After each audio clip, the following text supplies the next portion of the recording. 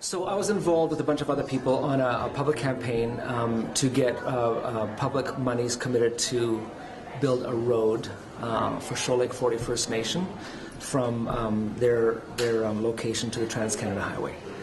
So basically this is a century-old issue that just needed to be resolved. And so I was part of that campaign, which was successful, and so today's thing was just to talk about how we actually managed the campaign and try to discuss why it worked and if there are any takeaways for other campaigns.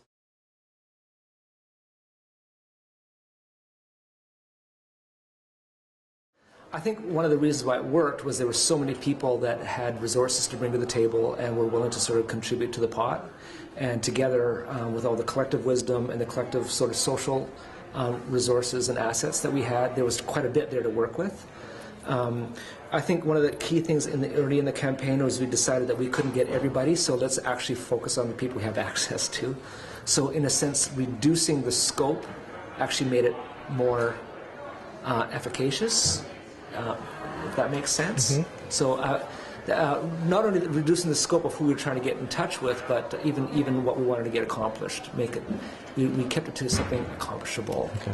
even though the issue is much huger than what we were able to help with.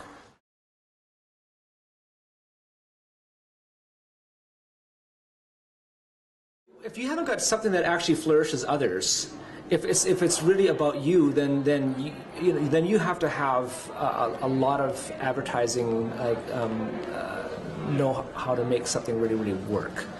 But if you can connect to a community on what actually flourishes them in a way that accesses the gifts that you actually have, if those two things happen, then something can work, something can happen, right? So I want to write songs, I want to sing them, but I happen to be writing songs that seem to actually mean something out there. So the two of those things together means that this can happen over a long period of time without it needing huge marketing dollars to keep going.